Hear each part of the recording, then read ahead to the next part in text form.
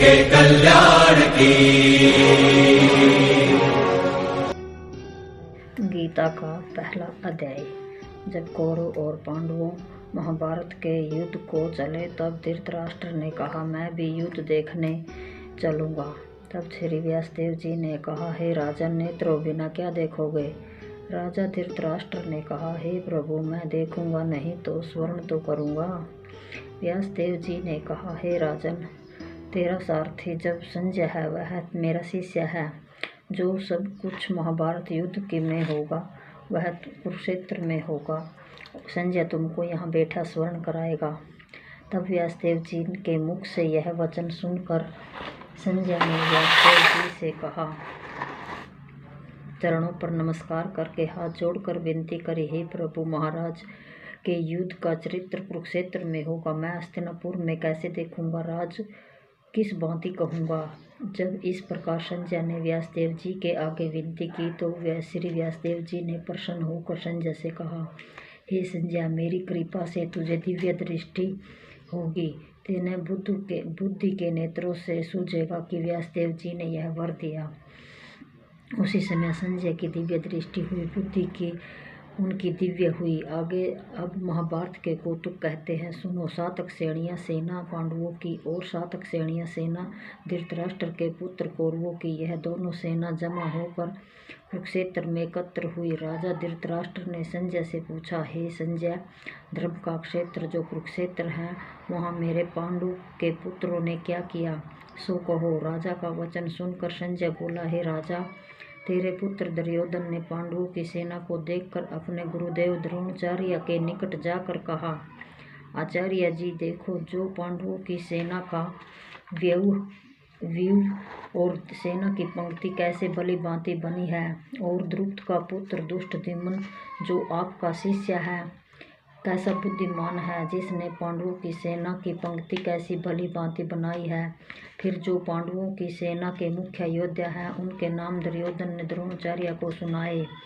इस सेना में बड़े बड़े धनुषधारी भीमसेन, अर्जुन, राजा युधिष्ठिर, राजा विराट, राजा द्रुपद, महारथी दुष्टकेतु, चेकितान और बलवान काशी का राजा पुरुजित, कुंती भोज, मनुष्य में सर्वश्रेष्ठ, सभ्य युद्धमान विक्रांत, बड़ा बलवान उत्तमोजस, बुद्रा का पुत्र अभिमन्यु और द्रौपदी के 5 पुत्र सभी महारथी हैं। अब दुर्योधन ने अपनी सेना के मुख्य योद्धा उनके नाम और बल सुनाए। हे आचार्य, मेरी जो सेना के मुख्य योद्धा हैं उनके नाम सुनो। प्रथम तो आप और भीष्म जी, कर्ण, कृपाचार्य, स्मिति, जय, अश्वत्थामा, विकर्ण, सोमदत्त का पुत्र भूरिश्रवा और जयद्रथ आदि भी योद्धा हैं जिन्होंने मेरे निमित्त अपना जीवन त्याग दिया है। और अनेक प्रकार के शस्त्रधारी हैं जो युद्ध करने में बड़े चतुर हैं। हमारी 11 श्रेणियाँ सेना है और पांडवों की सेना 7 श्रेणियाँ हैं। हमारी सेना अधिकारी और रक्षक भीष्म है, पांडवों की सेना का अधिकारी और रक्षक भीमसेन है। अब दुर्योधन अपनी सेना से कहने लगा, जितने तुम हमारे सेना के लोग हो सभी भीष्म की रक्षा करने वाले हो। जितने शत्रु आने के मार्ग हैं उन सब मार्गों से भीष्म की रक्षा करो। दुर्योधन के मुख से यह वचन सुनकर कौरवों में बड़े हैं वे वृद्ध भीष्म पितामह प्रथम सिंह की तरह गरजे, गरज कर अपना प्रतापवान शंख बजाया, जिसके उपरांत दुर्योधन की सारी सेना ने शंख, ढोल, दमामे और गोमुख इत्यादि अनेक प्रकार के बाजे सारी सेना ने इकट्ठे बजाए, जिनका बड़ा भयंकर शब्द हुआ। अब पांडवों की सेना के बाजे सुनो। प्रथम जिस रथ पर श्री कृष्ण भगवान विराजमान है उस बड़े रथ को सामग्री कंचन और रत्नों से जड़ित है। जैसे वर्षा ऋतु का मेघ गरजता है वैसे ही रथ के पहिए की आवाज है। अब घोड़ों की शोभा कहते हैं, जैसे गौ का दूध होता है ऐसे तो उन घोड़ों का सुंदर रंग है। जैसे कार्तिक का फूला हुआ कमल होता है ऐसा सुंदर घोड़ों का मुख है और बहुत सुंदर है गर्दन, कान और पूंछ, जिनकी और चरणों में स्वर्ण की झांझरें शोभायान है। यह तो घोड़ों की शोभा कही। ऐसे सुंदर रथ पर सारथी भगत वत्सल सत्य स्वरूप आनंद कंद श्री कृष्ण भगवान विराजमान हैं और योद्धा के स्थान पर अर्जुन भगत विराजमान हैं। उन्होंने दिव्य शंख बजाए। प्रथम श्री कृष्ण भगवान ने अपना पांचजन्य नामक शंख बजाया। देवदत्त नामक शंख अर्जुन ने, पौंडु नामक शंख भीमसेन ने बजाया। कैसा है उदर और कमर बड़ी अनंत। विजय नामक शंख कुंती राजा युधिष्ठिर ने, सुघोष नामक शंख नकुल ने, मणिपुष्प नामक शंख सहदेव ने बजाया। बड़े धनुष धारण करने वाले काशी के राजा ने भी अपना शंख बजाया और महारथी शिखंडी ने भी बजाया। दुष्ट दुमन ने, राजा विराट ने भी बजाया। अपराजित सत्यधिक ने बजाया। द्रौपदी के पुत्रों ने शंख बजाए। जितने पांडवों के राजा के थे सब ने शंख बजाए। सुभद्रा के पुत्र अभिमन्यु ने भी शंख बजाया। इन सब ने अपने अपने भिन्न भिन्न प्रकार के शंख बजाए। उन शंखों के शब्द सुन के धृतराष्ट्र के पुत्र हृदय विदीर्ण हुए। धरती और आकाश शब्दों से भर गया। इसके उपरांत धृतराष्ट्र के पुत्रों की सेना अर्जुन ने देखी। जब दोनों ओर की सेना के शस्त्र चलने को हुए तब अपना धनुष शीर्ष पर फेर कर अर्जुन हंसीकेश श्री कृष्ण भगवान से बोले, हे अच्युत अविनाशी पुरुष, मेरा रथ दोनों सेनाओं के बीच में ले जाकर खड़ा करो, तब देखूं हमारे साथ युद्ध करने में कौन कौन आए हैं। संजय राजा धृतराष्ट्र से बोला, हे राजन, हंसीकेश श्री कृष्ण भगवान धृतराष्ट्र से बोला। अर्जुन ने यह वचन कहे। भगत वत्सल गोविंद ने अर्जुन के रथ को हाँक कर दोनों सेनाओं के बीच ले जाकर खड़ा करा। उसे द्रोणाचार्य के सम्मुख खड़ा किया। भीष्म द्रोणाचार्य की दाईं बाईं ओर भी योद्धा थे। श्री कृष्ण भगवान अर्जुन से बोले, जिसके उपरांत दुर्योधन की सारी सेना ने शंख, ढोल, दमामे और गोमुख इत्यादि अनेक प्रकार के बाजे सारी सेना ने इकट्ठे बजाए, जिनका बड़ा भयंकर शब्द हुआ। अब पांडवों की सेना के बाजे सुनो। प्रथम जिस रथ पर श्री कृष्ण भगवान विराजमान है उस बड़े रथ को सामग्री कंचन और रत्नों से जड़ित है। जैसे वर्षा ऋतु का मेघ गरजता है वैसे ही रथ के पहिए की आवाज है। अब घोड़ों की शोभा कहते हैं। जैसे गौ का दूध होता है ऐसे तो उन घोड़ों का सुंदर रंग है। जैसे कार्तिक का फूला हुआ कमल होता है ऐसा सुंदर घोड़ों का मुख है और बहुत सुंदर है गर्दन, कान और पूंछ, जिनकी और चरणों में स्वर्ण की झांझरें शोभायान है। यह तो घोड़ों की शोभा कही। ऐसे सुंदर रथ पर सारथी भगत वत्सल सत्य स्वरूप आनंद कंद श्री कृष्ण भगवान विराजमान हैं और योद्धा के स्थान पर अर्जुन भगत विराजमान हैं। उन्होंने दिव्य शंख बजाए। प्रथम श्री कृष्ण भगवान ने अपना पांचजन्य नामक शंख बजाया। देवदत्त नामक शंख अर्जुन ने, पौंडु नामक शंख भीमसेन ने बजाया। कैसा है उदर और कमर बड़ी अनंत। विजय नामक शंख कुंती राजा युधिष्ठिर ने, सुघोष नामक शंख नकुल ने, मणिपुष्प नामक शंख सहदेव ने बजाया। बड़े धनुष धारण करने वाले काशी के राजा ने भी अपना शंख बजाया और महारथी शिखंडी ने भी बजाया। दुष्ट दुमन ने, राजा विराट ने भी बजाया। अपराजित सत्यधिक ने बजाया। द्रौपदी के पुत्रों ने शंख बजाए। जितने पांडवों के राजा के थे सब ने शंख बजाए। सुभद्रा के पुत्र अभिमन्यु ने भी शंख बजाया। इन सब ने अपने अपने भिन्न भिन्न प्रकार के शंख बजाए। उन शंखों के शब्द सुन के धृतराष्ट्र के पुत्र हृदय विदीर्ण हुए। धरती और आकाश शब्दों से भर गया। इसके उपरांत धृतराष्ट्र के पुत्रों की सेना अर्जुन ने देखी।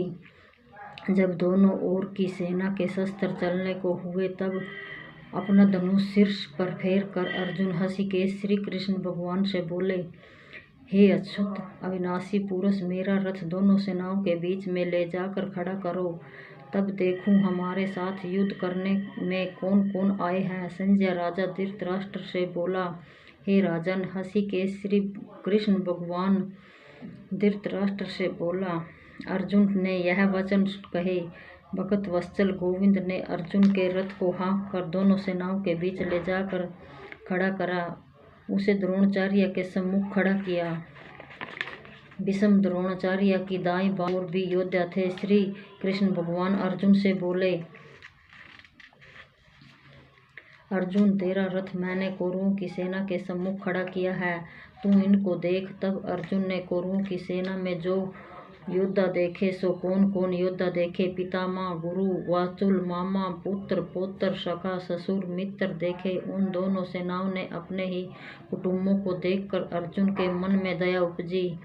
तब अर्जुन श्री कृष्ण भगवान से बोले, हे भगवान, इस सेना में मैंने सब अपने भाई बंधु और सज्जन ही देखे हैं। जो योद्धा रण में आए हैं उनको देखकर मेरा शरीर बहुत दुख पाता है। मेरा मुख सूख गया है और शरीर में पसीना आ गया है। मेरे रोंगटे खड़े हो गए हैं। धनुष मेरे हाथ से गिर रहा है और त्वचा जल उठी है। मैं खड़ा भी नहीं हो सकता। मेरा मन भी भ्रम में पड़ गया है। हे केशव, मैं शकुन भी बुरे देखता हूँ और ऐसा भी नहीं समझता कि मैं विपरीत बुद्धि हूँ। हे केशव, इस युद्ध में भाइयों के मारने से मैं अपना कल्याण भी नहीं देखता। श्री कृष्ण, मैं अपनी जय भी नहीं चाहता और मुझको श्री की इच्छा भी नहीं है, न ही सुख की आकांक्षा ही है। हे गोविंद, वह राज किस काम का, वे राज के भोग किस काम के, जिनके निमित्त राज है। मैं उन्हीं कुटुंब के लोगों को मार कर राज मिलेगा। ये सभी कुटुंब के योद्धा लोग एकत्र हुए हैं, प्राण और धन का त्याग कर युद्ध के निमित्त खड़े हैं। सो यह कौन कौन है? गुरु, पितामह, ताए, मौसे, ससुर, पुत्र, पौत्र, साले और कुटुंबी हैं।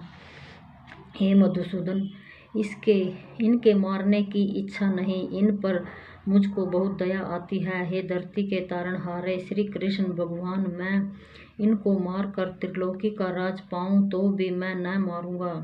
भूमि के राज्य की तो बात ही क्या। हे जनार्दन, धृतराष्ट्र के पुत्रों को मारने से हमारा कल्याण नहीं, इनके मारने से पाप लगेगा। यद्यपि ये महापापी हैं तो भी यह मैं नहीं करूंगा।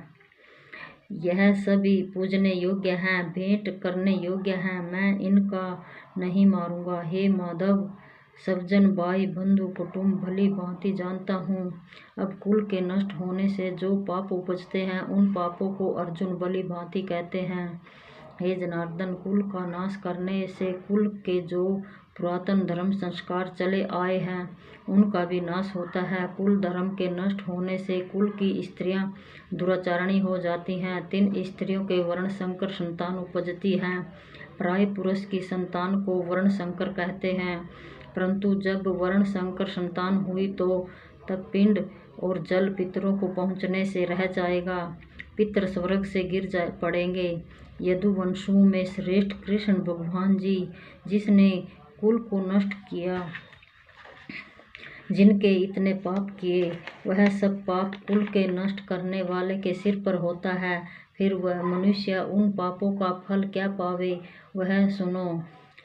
वह प्राणी सदा नरक भोगता है। मैंने न्याय शास्त्र में यह स्मरण किया था। जब अर्जुन पछताता है, हाथ जोड़कर अपना सिर फेर कर यह कहता है, हाय हाय, देखो भाई, मैंने कैसे पाप का उपकर्म किया है। अब मैं अपने हाथ में शस्त्र नहीं पकड़ूंगा। धृतराष्ट्र के पुत्र के हाथ में शस्त्र होंगे, मैं उनके सम्मुख होऊंगा, वह मुझको मारेंगे, इससे मेरा कल्याण होगा। संजय ने कहा, हे राजन, यह बात सुनकर अति दुखी होकर अर्जुन ने उसी समय धनुष बाण हाथ से छोड़ दिया और शोक में डूबकर रथ के पिछले हिस्से में जा बैठा। श्री भगवान कृष्ण की जय।